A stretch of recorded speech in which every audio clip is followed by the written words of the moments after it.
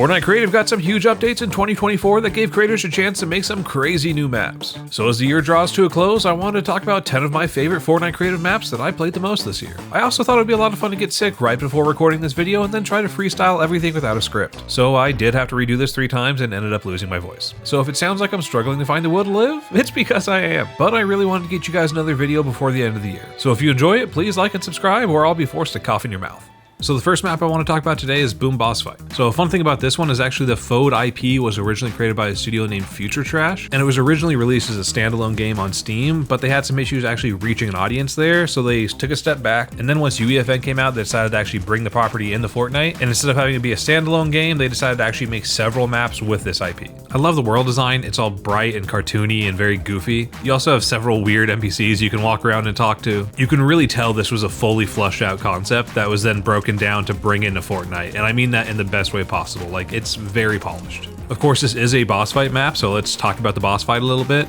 Currently, there is only one, but there are plans to bring a second one in here soon, hopefully. The Druid boss actually starts off at level 1, but every time you defeat him, he goes up a level. And although his attacks are fairly simple, he's still really fun. It feels almost like a Ratchet and Clank boss, if you ever played those games. It has several different attacks. It also spawns in little minions when you stun it. You can also unlock mini bosses by completing various little side quests along the map, such as like collecting a certain number of hot dogs will unlock this hot dog mini boss. You can go into the graveyard and kill a certain number of ghosts to unlock this ghost mini boss. There are a few other areas you can also unlock once you reach a high enough level. It is a bit of a grind to get there. It's not an easy thing to get to level 50, for instance, to unlock this arcade area. But again, each of these areas have their own unique enemies and their own unique mini bosses that you can unlock, as well as their own little store that if you collect enough of the resources that are dropped in that particular area, you can buy different cosmetics. So it is nice to have something that's worth actually, grinding out for on the map, even though it does sometimes feel like it's only there to help you stay on the map for longer. But again, that is what the kind of economy is right now in Fortnite Creative. All that aside, I think this map is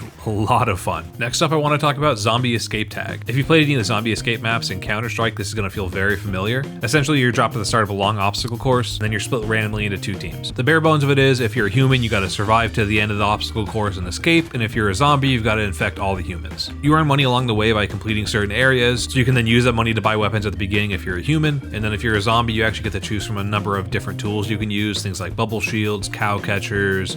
You also have an invisibility tool. The beginning sections of the map are always the same, but the ending of the map changes each time, and they'll show you at the beginning which one you're going to have at the end, so that'll change your escape strategy a little bit. There's also these little vending machines they have throughout the map that can give you different upgrades, such as giving you an extra life, giving you a cash bonus, giving you a speed boost, and then you can also purchase a mystery box of items. There's also a first-person mode you can activate now, which adds a whole nother level of challenge to this. It also makes it, I feel like, a little bit more scary when you're running along here to try to avoid the zombies, because you don't get that extra peripheral vision. As I mentioned before, if you have played the Counter-Strike version of this, it's called Zombie Escape there. It is very similar to that. You do have to really have good teamwork for this one. Ultimately, if you let the last guy at the end fall behind and get infected, that's one extra zombie you have to worry about at the end that's going to likely take you out before you can escape. Teamwork is also really important if you're a zombie. Again, just running straight forward at the humans is never going to really work. They're going to shoot you down every single time, so you do have to get kind of crafty. There are a lot of corners that you can cut using parkour to get to them faster. You can also get really creative with how you use your tools. I think one of the most powerful ones is going to be the harpoon gun, because it's the only range tool you can use to actually pull humans off of the platforms and eliminate them. But I don't think you should underestimate things like the bubble shield as well, that can protect your teammates from a long distance while you're trying to rush towards them. And the healer is also really important to be able to just give those splash heals to people while they're trying to actually deal damage to the humans. So as far as player count goes, this is definitely one of those ones that you need a full lobby of people to really enjoy. I know it sucks to say sometimes, but the best way to play this is with max 24 players if possible. I have played this with as little as 6 people before. When you have so few people, you only have one person that starts off as infected, and then the chances of you actually succeeding at that point as a zombie are almost none. But when you have 20 plus people, it's going to be really hectic. And I think that's when the most fun comes out, is when it's really chaotic, really hectic, and you have to rely on that kind of spur of the moment teamwork to really survive. So I really hope this one stays alive. So again, if you guys enjoy this map, please share it with all your friends, favorite it, recommend it, so this one can stay at the top of the feed, and that we can keep this one alive for as long as possible. This next map though can actually be played solo or co-op, either one works, and that's gonna be Gladiator Gauntlet. You start off with the basic sword, hammer, and bow, but you can eventually unlock guns, which does ruin the theming a bit, but if you can overlook that, it's still a lot of fun. It plays very similar to COD Zombies in that you have these constant waves of enemies that are coming at you, and then you're just trying to kind of survive as long as possible while unlocking small upgrades along the way. way. Unfortunately, the map does suffer a bit from a challenge curve in that the longer you play and the more you upgrade your character, the less challenging it is. Spoilers, there's no grand boss at the end. I'll get to that in a bit, but there's nothing that really requires the level of power that these guns can offer once you fully level them up. So it does get a little bit less exciting. As you'll see in this gameplay, I don't really play with the swords or the beginning weapons here. I just have the upgraded guns, and I'm kind of flying through this pretty quick. And I did this just so I can show you more of the map, but it does take out a lot of the challenge once you have these upgraded for sure.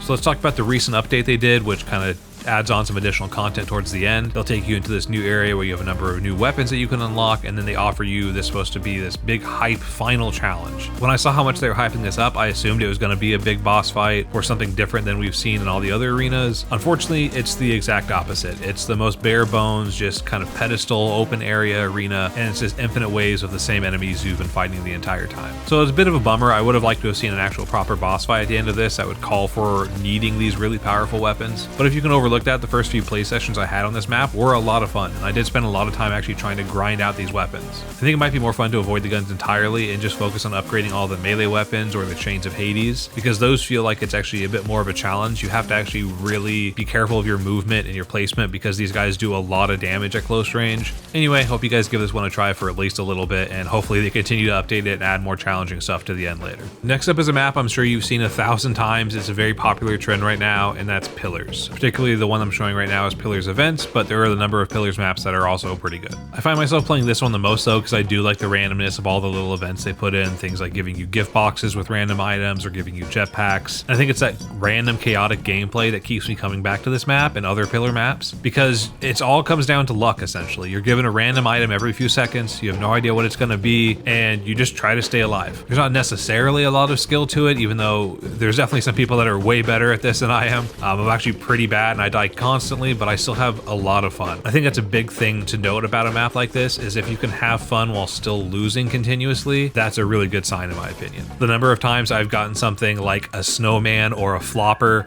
and my opponent's gotten the Zeus lightning bolts and I'm just finished immediately happens more often than I would like to admit, but that is just down to luck. I don't think I'm being griefed, it just is what it is. You have these random moments where it feels like you were just dealt out a perfect full house and then you could just get to go to town, and you have moments where you feel like you have to maybe team up with whoever is on the pedestal next to you and hope that they don't attack you. I'm always a fan of party games like this, and I'm always going to shout them out when you have really good polished ones, just because I think these ones have an almost infinite amount of playtime to just continuously go back to them. There are of course some cosmetics you can unlock, there are hats you can get by getting a certain rank, there are different pedestal designs you can get by getting a certain number of wins. I'll never unlock those. But yeah, whether you play Pillars Events or any of the other Pillar maps, I highly suggest you check these out. Next up, we probably have the simplest map on this whole list, and that's going to be Car Crash Battle. You're assigned a random vehicle and either a cow catcher or a spike bumper attachment, and then you're launched into the arena. Last one alive wins, and that's it. You can eliminate players by pushing them into the spike traps, damaging their cars, or trying to hold them in storm. It kind of reminds me of the Balloon Arena maps from Mario Kart, if you ever played any of those, or a little bit of Twisted Metal even. It's very simple, very straightforward. Again, this is one of those maps where it doesn't need a lot, right? It just works well. There is some nuance to figuring out how to actually stay alive, like each car is going to handle differently. If you go to sports car, it's going to rely a lot more on you doing handbrake maneuvers to kind of avoid people, where if you're like the semi-truck, you have a lot more weight and damage you can put in the car, so you do kind of want to play a little bit more aggressively, but you are also going to be a bigger target. So there are those little nuance pieces that you'll find along the way as you keep playing. Again, there's something about a simple, fun, chaotic map that is always going to appeal to me, and this is 100% one of them. So for the next map, I'm actually combining two different maps here, and that's going to be Sniper One-Shot Free-For-All and Sniper One-Shot Battle. I'm combining these two because they are very similar, but they are also designed by two different creators, just to know. I've always been a fan of these custom Sniper Arena style maps, so I'm always happy to find really solid ones within Fortnite. I want to focus on Sniper One-Shot Free-For-All first because I do play that one a lot more. Free-For-All is a much smaller map, and I feel like I jump on this one when I'm more in the mood to be really sweaty and go for trick shots, as this map is 100% designed for exactly that. It's the perfect size, there's plenty of cover, the layout just really works. And then of course there's lots of bouncers and launch pads everywhere to give you access to doing some fun trick shots. But I think one of the most important things here is that it does actually limit you to snipers. One of my gripes about Sniper One-Shot Battle is that there are other items added in, like the Mammoth Pistol or the hand cannon or the DMRs, that are honestly pretty game breaking. They're just way more overpowered than any of the snipers are going to be purely off of how quickly they can shoot. Even though free-for-all tends to have a little bit less players these days than sniper one-shot battle, I feel like it does attract other sweaty players that are also going for trick shots, and I like that because it means I actually have a pretty good challenge when I'm on this map. Switching over to sniper one-shot battle, I feel like it is a lot more casual. The map is huge, it's based around tilted towers. I play this one a lot when I'm just trying to screw around, right? I think the one thing here though that I don't care for as much is the fact that it is this huge map. It does make it so that sometimes it feels like half the lobby is playing a separate game because they're so far away and you never see them the entire time you're playing. Because of that, I feel like it's not necessarily a true sniper map, but it is still a lot of fun, and that's why I wanted to combine these both here. But if you are looking for a true sniper arena style map and you are looking to be really sweaty with your trick shot game, definitely go check out Sniper One Shot Free For All. Next up, I want to talk about a few maps that I've actually reviewed in past videos, but have still enjoyed coming back to, especially after they've received some more updates. The first one is going to be Fort Who, which takes the classic board game of Guess Who and brings it perfectly into Fortnite. This one really hasn't gotten a huge update since I reviewed it last, aside from some cosmetic upgrades and a couple items swapped out within different categories, but it didn't really need anything new anyway. As mentioned before, I'm a sucker for any really good classic board game being brought into Fortnite, just because there's so much replayability within them. They don't need a whole lot of updates. As long as they work and they're fun, you're good to go. You can kind of put them out there and they'll stay relevant no matter how many weapons or other items are added into the game. And I think good proof of that is that this map has stayed relevant with plenty of players, even though it's been out for months. Even better, this map only requires 2 people, so it's easy to actually jump on and find a random that you can play with, but I do think it is a little bit better when you are playing with someone that you know when you're on shared mics. Occasionally you'll get a random person that wants to cheat or wants to grief you a bit, like I had this kid pick Bumblebee, and then when I asked him if his character was a robot, he said he didn't know. So that gets a little frustrating at times, but if you get a good player, you can 100% find random players that take it seriously and have a great time with you. There's so many different categories, both for Fortnite players that know everything about the game as well as just casual players. So the replayability on this one is what really keeps it in my favorite list and my go-to a lot of times. Next up is Hyper Freeze Tag. If you haven't played it yet, it's a fairly straightforward arena-style freeze tag map. 2 players are selected to be the penguins, which are the hunters, and then the rest of the players are humans tasked with surviving 5 minutes without being frozen. As a human, you have a number of different powers you can choose from at the beginning to help you survive and avoid the hunters, and after a recent update, the hunters also have their own set of powers to choose from, including a freeze ray and this ice wall. Sadly, the player count has gone down quite a bit since the last time I reviewed it, but occasionally I do still see quite a few people playing it. It's just kind of hit and miss. Luckily, I don't feel like you need that many players to keep this one feeling fun. I think as few as 6 to 7 players can still feel really challenging, but I think it's best played with at least 10. I have had a couple of problems recently jumping into lobbies that are mostly just little kids, so they almost act like it's the new Club Penguin and they just stand around talking and emoting, which I don't entirely understand when there's so many other party rail maps that you can go and play to do exactly that. So it might take you cycling through a couple lobbies or dragging some friends in to play this one, but I still find it to be a lot of fun. The new parkour mechanics also added in Chapter 6 alongside these new hunter abilities make the map feel even more chaotic, and again, I mean that in a really good way. The next map I wanted to talk about is going to be Mega World Boss Fight. I had a lot of great things to say about this map the last time I reviewed it, and all of that is still true. The theming, the custom enemy models, the massive boss fight, it really feels like a unique map. The creator has since added a massive update which completely overhauled the boss fight, created a new quest line, and added in new vendors. The island has now been infected by something that's causing a number of weird creatures to spawn, and this is the loose theme that the new quest and the dragon boss are now all themed around. It's not a fully fleshed out story or anything, but it's nice to see a developer actually go back and do a big, almost like season update to one of their maps, and having spent already so much time on this map, having something big enough to get me to come back and revisit it again was really great to see. The new boss fight is a bit tougher with a few new attacks and new enemy mobs that he spawns throughout, but I still wouldn't say it's that big of a challenge overall, especially if you've got the right gear. I was also able to finally grind out to level 30 so I could access the dungeon island, which I wasn't able to do before, only to find out that it was pretty much just a basic cave full of some new enemies that weren't much of a challenge. And I feel like that's the problem I see with a lot of these AI enemy focused maps is the difficulty level. As I mentioned previously, it's either way too simple or way too challenging, and it doesn't feel like there's anything in between. With that being said though, I do really enjoy the work that the developer put into this map, and there's still few boss fight maps that come even close to this level of creativity and polish. The final map I want to talk about today is Mercenaries Survival MMO, a map that I played so much when it originally came out that I had actually considered doing a whole review video on it, which is where a lot of this footage comes from. They've since done a number of updates, so I will have some more recent footage sprinkled in here as well. Mercenaries is an open world survival map with both PvP and PvP gameplay, and it was created by Alliance Studios. If you've played games like DayZ, the gameplay here might feel very familiar. You have a large post-apocalyptic world filled with irradiated cities, abandoned offices, and hidden bunkers filled with loot. Most of the POIs are filled with AI enemies, which do suffer again from the same difficulty problem we discussed before, where most are super easy, barely an inconvenience, and others will one-shot you the moment you see them.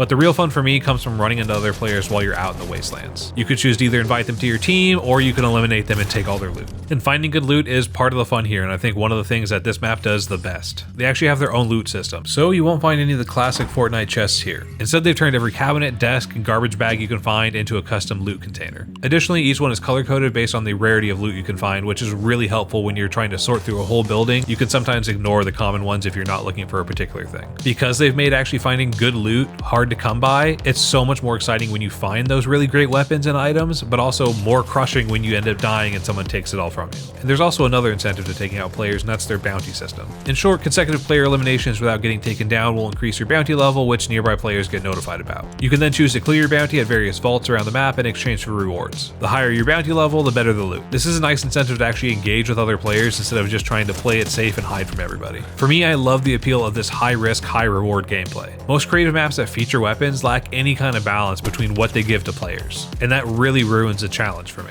Shifting gears here though, I want to talk about the shelter system as well. Shelters kind of act as this friendly hub area for all players. This is where you'll do things like upgrade your armor, cash in your collectibles, and purchase various accessories. And here's where the weird stuff from the update comes in. Originally when this came out, none of these things were locked behind a level cap except for this one piece of armor. But since the update, they've actually added an arbitrary level cap to everything. Again, this was likely done to help further extend the playtime and keep people on the grind, but as someone who bought some of these abilities before the update, I can honestly tell you that they're not worth having them locked away as a late game piece of content. They even locked the health regeneration suit, which already had a level 20 lock on it, behind a level 13 lock. For no reason. All that aside though, the shelter system is pretty cool, and it is a nice little touch thematically fitting in with this survival world theme. I feel like I could talk for so long about this map. There's so many different things I haven't even touched on. For instance, they've also added a system where you can buy your own house in a recent update. I didn't have enough gold to purchase it here, but that is a really cool system they added. It's just, there's so much detail, and it's very rare to find an open world survival kind of map like this that has this much going for it. So highly suggest checking it out. I hope they continue to update this map going forward. I think it is definitely worth your time. And that's it, ladies and gentlemen. This was my last video of 2024. You guys have shown me so much support this year with almost 1 million views, 50,000 hours of watch time, and coming up on 6,000 subscribers at the time of writing this. That's not a lot for some people, but it really does mean the world to me. So thank you all so much, and if you haven't already, please hit that subscribe button because I've got so many more videos planned for 2025. Anyway, happy Arbor Day. Bye.